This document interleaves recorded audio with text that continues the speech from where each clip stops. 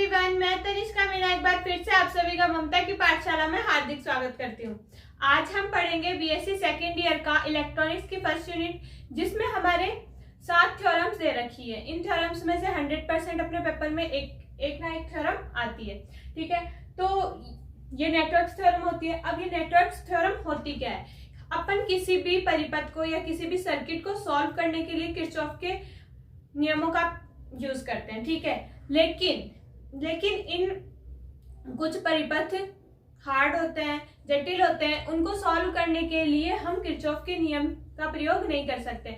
अगर करेंगे तो अपनी जो कैलकुलेशन होगी वो और हार्ड हो जाएगी। इसके लिए कुछ थ्योरम्स दी गई है, इसके लिए कुछ थ्योरम्स हैं जिनसे अपन उन सर्किट्स को इजीली सॉल्व कर सकते हैं। तो अब हमारी फर्स्ट थ्योरम क्या है?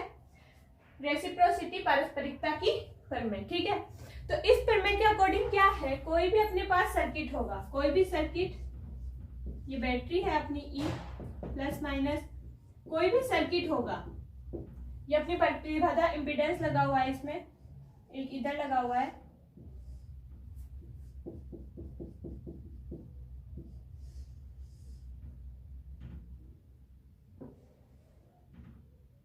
ये अपना एक सर्किट है।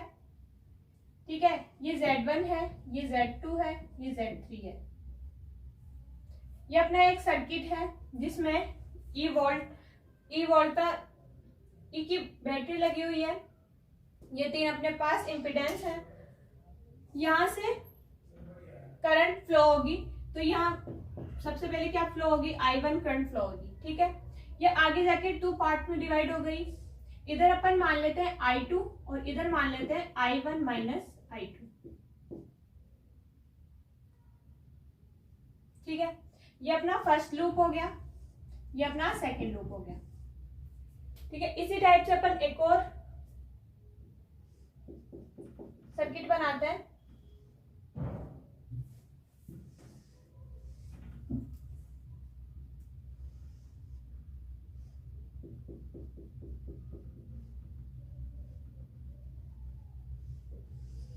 इस सर्किट में और इस सर्किट में बस हमें इतना चेंज करना है, इसमें ई मतलब बैटरी जो है वो फर्स्ट लूप में जुड़ी हुई है, इसमें सेकंड लूप में जोड़ेंगे बैटरी को।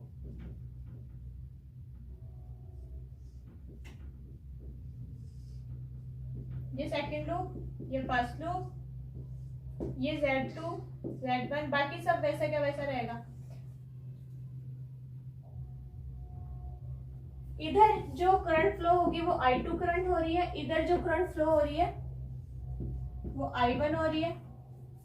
इसमें जो करंट फ्लो होगी इसको अपन दे देते हैं I1 डैश नाम, और इधर वाली को दे देते हैं I2 डैश। ठीक है,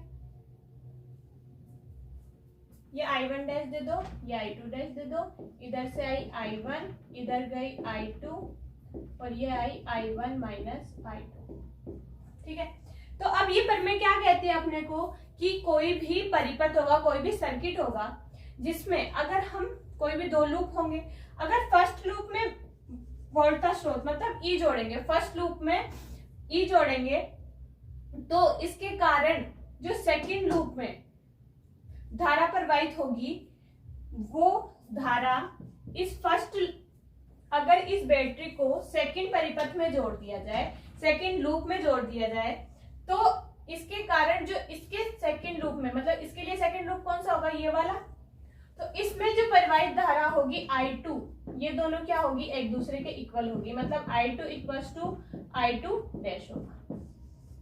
एक बार फिर से स्टेटमेंट सुन लो कि कोई भी परिपथ है, यहाँ पे अपने ये परिपथ है, ये सर्किट है अपना। ठीक है, इसमें 2 लूप दे रखे हैं अपने पास, 2 लूप है, तो इस बैटरी जिस लूप में जुड़ी हुई होगी उसके पास वाले लूप में जो धारा प्रवाहित होगी, जिसमें बैटरी जुड़ी हुई होगी, उससे दूसरे वाले लूप में जो धारा प्रवाहित होगी, अगर इस दूसरे वाले लूप में बैटरी को लगा देंगे तो फर्स्ट वाले लूप में भी उतनी ही धारा प्रवाहित होगी। मतलब ये जो I2 है वो इस I2 डैश के इक्वल होगी।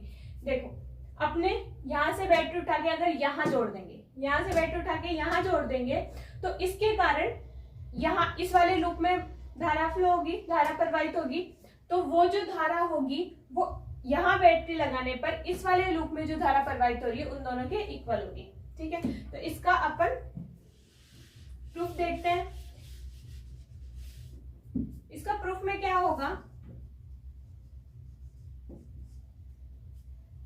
हम इसमें लगाएंगे किरचॉफ के लॉ लगाते हैं सबसे पहले, है ना।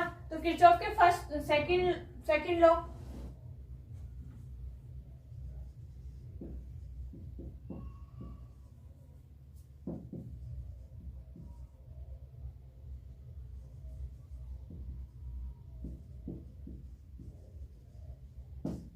सेकंड लॉ का यूज करेंगे जब किरचॉफ के, तो उसमें के अकॉर्डिंग क्या होता है, ये माइनस ई, क्योंकि बैटरी किससे स्टार्ट हो रही है, माइनस से स्टार्ट हो रही है। इधर से अपन स्टार्ट करेंगे तो ये क्या ई किस में हो जाएगा, माइनस में, ठीक है। देन उसके बाद में प्लस करंट और इम्पीडेंस, इन दोनों का जो मल्टीप्लीकेशन होगा उनका सबका एडिशन किसके इक्वल होता है, 0 के इक्वल होता है, ठीक है। ये अपने को पता ही होगा, ये I1 into Z1 plus I1 minus I2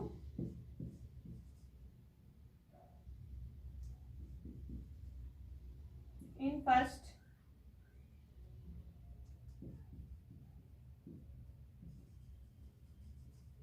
ये फर्स्ट लूप पे यूज कर रहे हैं अपन, तो ये फर्स्ट लूप इतना ही है अपना। ये देखो I1 इधर से फ्लो हुई तो पहला तो अपना क्या बन जाएगा, I1 Z1, दूसरा क्या बनेगा, दूसरा इसमें Z2 जुड़ा हुआ है तो Z2 से इस करंट को मल्टीप्लाई करेंगे और इन सब का टोटल कितना होगा, 0 के इक्वल होगा, ठीक है।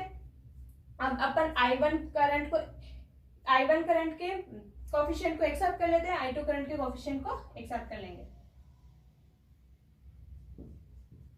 I1 में क्या आ रहा है, Z1 प्लस ये Z2 है plus I2 minus Z2 equals to E को इस साइड भेज देंगे। ये अपनी हो गई इक्वेशन फर्स्ट, ठीक है। अब इसी टाइप से इक्वेशन सेकंड निकालेंगे इन लूप सेकंड, ठीक है। सेकंड लूप में क्या होगा, उसी टाइप से होगा, इसमें ई नहीं जुड़ा होगा सेकंड लूप में, तो ई को तो हटा देंगे, बाकी ये है Z2, तो ये क्या होगा, I1 minus I2 Z2 plus, अब देखो इसमें धारा किस टाइप से फ्लो हो रही है, इस डायरेक्शन में फ्लो हो रही है ना। ये I2 वाली तो ये सही डायरेक्शन में जा रही है, लेकिन ये वाली अपोजिट डायरेक्शन में जा रही है, तो ये किसका साइन लग जाएगा इसमें, नेगेटिव का साइन, ठीक है। बाकी ये वाला पॉजिटिव रहेगा, Z3 I2 इक्वल्स टू 0। अब इसके भी कोफिशिएंट्स को इक्वल कर लेंगे, तो ये क्या होगा, I1 के साथ क्या हो जाएगा, माइनस Z2 प्लस I2 के साथ क्या हो जाएगा, Z2 plus Z3 equals to 0। ये माइनस माइनस प्लस हो जाएगा, ठीक है। ये इक्वेशन कौन सी आ गई अपनी, second.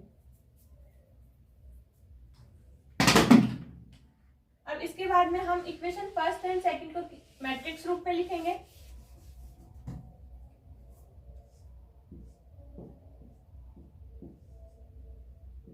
Z1 plus Z2 minus Z2 और Z1 plus Z2 plus Z3, ठीक है। इधर मल्टीप्लाई में क्या चल रहा है, I1 I2 equals to E upon E और 0। ये इक्वेशन फर्स्ट और सेकंड को अपने मैट्रिक्स रूप में लिख दिया। अब अपने को पता है ये वाली जो करंट है I2, इसको निकालने का फॉर्मूला क्या होता है, I2 निकालने का फॉर्मूला होता है del 2 अपॉन del z, ठीक है। ये अपन ने पहले पढ़ा है कि I2 निकालने का फॉर्मूला क्या होता है, del 2 अपॉन del z। अब ये del 2 और del z कैसे होगा, तो ये जो अपन ने मैट्रिक्स फॉर्म में ये जो इक्वेशन निकाली है, इससे ही अपने को del 2 मिलेगा और इससे ही अपने को del z मिलेगा। तो अब ये del 2 और del z को कैसे सॉल्व करेंगे, अपना जो ये इम्पीडेंस का मैट्रिक्स है, इस मैट्रिक्स को अगर अपन सॉल्व करेंगे तो अपने पास क्या आ जाएगा, del z क्या होगा, minus del 2 minus del z2 plus z3। अगर इसको सॉल्व करेंगे तो जो अपने पास आंसर आएगा वो अपना क्या होगा, del z होगा। तो ये क्या हो जाएगा, Z1 plus Z2 plus Z3 minus Z2 square, ठीक है। इसको सॉल्व किया, Z1 Z2 plus Z2 square plus Z1 Z3 plus Z2 Z3 minus Z2 square. ये Z2 से Z2 कैंसिल आउट हो जाएगा और अपने पास क्या बच जाएगा, Z1 Z2 plus Z1 Z3 plus Z2 Z3। ये अपने पास क्या निकला, डेल Z। अब हम देखेंगे डेल टू कैसे निकालते हैं। ये जो अपने इम्पीडेंस का मैट्रिक्स जो होता है, इम्पीडेंस के मैट्रिक्स को अगर ये अपने वोल्टा वाला ये इक्वल्स टू वाला जो मैट्रिक्स होता है, अगर डेल 1 निकालते हैं तो इसको फर्स्ट कॉलम से रिप्लेस कर देंगे और डेल 2 निकालते हैं तो सेकंड कॉलम से रिप्लेस कर देंगे। ठीक है, तो अपने को क्या निकालना है, डेल टू के लिए अपने को किसको रिप्लेस करना है, सेकंड वाले कॉलम को। तो ये क्या है, Z1 plus Z2 minus Z2। तो ये फर्स्ट वाला कॉलम तो ऐसे कैसे रखेंगे और सेकंड वाले कॉलम की जगह ये रख देंगे। तो ये क्या हो जाएगा, E और 0। अपने को क्या निकालना है, डेल 2। तो डेल 2 क्या निकलेगा, ये वाला तो 0 हो गया, 0 से मल्टीप्लाई हो गए, और ये माइनस माइनस, एक तो ये वाला माइनस और इससे इसको माइनस करते हैं इसलिए एक और माइनस। तो ये माइनस माइनस करके क्या हो जाएगा, प्लस हो गया। तो ये क्या होगा, Z2E। डेल Z भी निकल गया और डेल 2 भी निकल गया। तो अब अपने पास I2 क्या निकलेगी,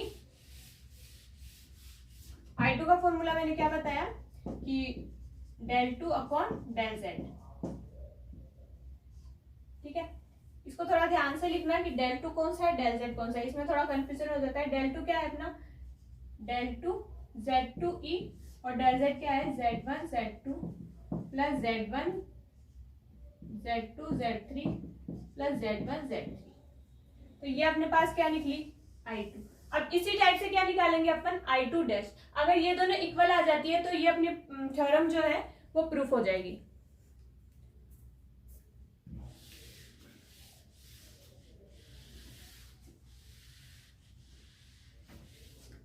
अब जो सब अपन ने फर्स्ट लूप में किया उसी सब को किस में करेंगे, सेकंड लूप में रिपीट करेंगे। तो देखो पहले इसके फर्स्ट लूप में और सेकंड लूप में क्या लगाएंगे, किरचॉफ का सेकंड लॉ लगाएंगे। तो किरचॉफ के सेकंड लॉ से अब मैं डायरेक्ट कर देती हूँ थोड़ा थोड़ा। ठीक है, कि अब सेकंड सर्किट में इसको इरेज कर देते हैं।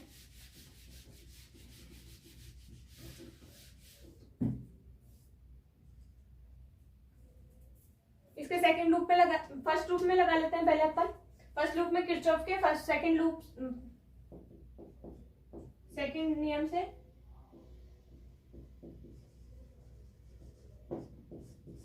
फर्स्ट लूप में लगाएंगे। तो फर्स्ट लूप में अपने पास क्या आ जाएगा, ये तो है नहीं, ये तो अपन ने अब सेकंड लूप में लगा दिया। तो ये हो जाएगा, करंट किस साइड, इस डायरेक्शन में फ्लो हो रही है, तो ये आएगा अपने पास नेगेटिव और ये आएगा अपने पास पॉजिटिव। ठीक है, तो I1 Z1 माइनस का हो जाएगा plus I1 minus I2 Z। ठीक है, ये I2 है ना, इक्वल्स टू 0। अब I1 और I2 के कोफिशिएंट को पहले की जैसे सेपरेट कर लेंगे। तो I1 का क्या आएगा, Z2 प्लस I2 का आएगा अपने पास minus Z1 minus Z2।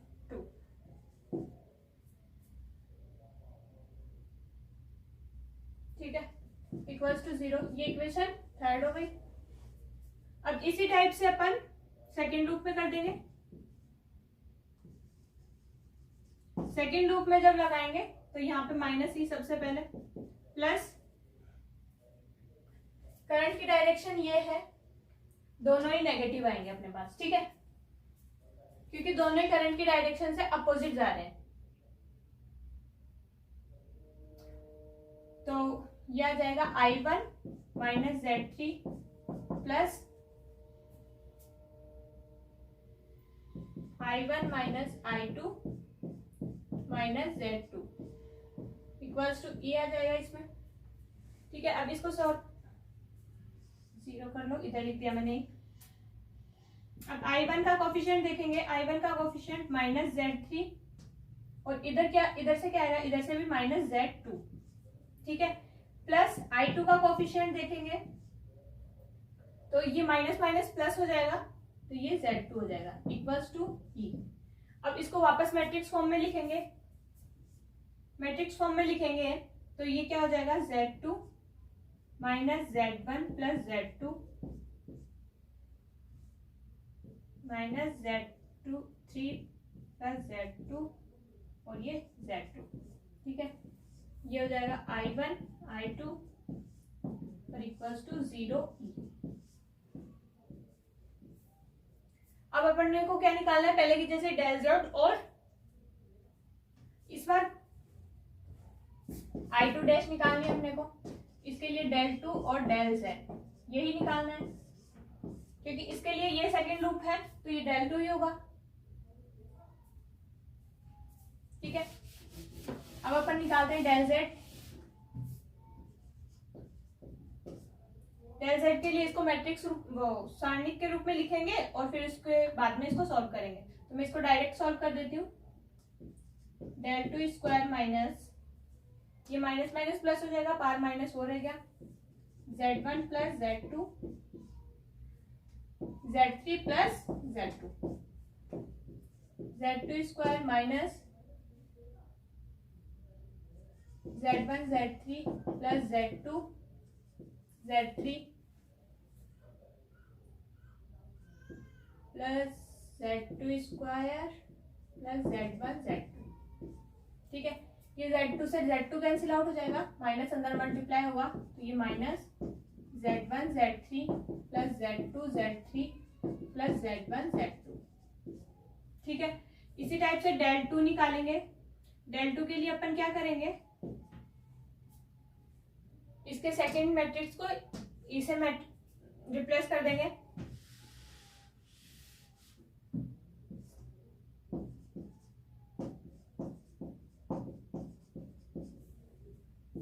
Zero और E।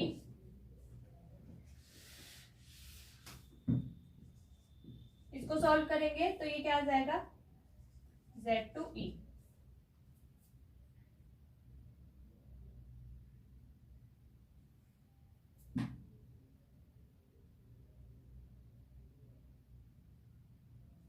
देन इसके बाद एक चीज हमने यहाँ गड़बड़ कर दी, अपनी करंट की डायरेक्शन ये है तो E पहले पॉजिटिव आ रहा है, ठीक है। E पहले पॉजिटिव आ रहा है तो E को हम नेगेटिव नहीं लेंगे, E को पॉजिटिव लेके चलेंगे तो ये यहाँ E नेगेटिव आएगा, क्योंकि अपनी इक्वेशन क्या निकाली थी अपन ने, उसमें E को यहाँ नेगेटिव लिखा था, फिर अपोजिट साइड भेज के पॉजिटिव कर दिया था, लेकिन यहाँ E नेगेटिव आएगा, ठीक है। ये चीज ध्यान रख लेना। बाकी हम देखेंगे इसके बाद में। डेल 2 निकल गया, अब अपने को I2 डैश निकालना था ना। I2 डैश क्या होगा, del 2 upon Z2 equals to minus Z2E upon Z1 Z2 plus Z2 Z3 plus Z1 Z3। अब ये देखो, ये अपने पास I2 डैश निकला और अपने पास I1 डैश क्या निकला था, I1 डैश के I2 निकला था अपने पास, एक मिनट, ये माइनस, ये वाला माइनस माइनस प्लस हो जाएगा। I2 अपने पास निकला था Z2E upon Z1 Z2 plus Z2 Z3 plus Z1 Z3। तो इससे अपने को क्या प्रूफ हो रहा है कि I2 जो है वो I2 डैश के इक्वल है। I2 डैश के इक्वल है। I2 अगर I2 डैश के इक्वल है तो इससे अगर ये प्रूफ होता है, इस थ्योरम, ये थ्योरम प्रूफ हो गई अपनी, और इससे ये सिद्ध होता है कि अगर हम किसी भी सर्किट के किसी एक लूप में अगर बैटरी लगाते हैं तो उसके दूसरे वाले लूप में जो करंट फ्लो होगी वो ही करंट फ्लो अगर उसी सर्किट के दूसरे लूप में लगा दे बैटरी को, तो उसके फर्स्ट वाले लूप में जो धारा प्रवाहित होगी या जो करंट फ्लो होगी वो दोनों इक्वल होगी, ठीक है। तो इससे ये थ्योरम हो गई है आज की अपनी। आज अपन एक थ्योरम ही करेंगे, अब नेक्स्ट क्लास पे अपन नेक्स्ट थ्योरम करेंगे। तो आज का अपना साथ यहीं तक का था। Thank you so much, thank you for watching.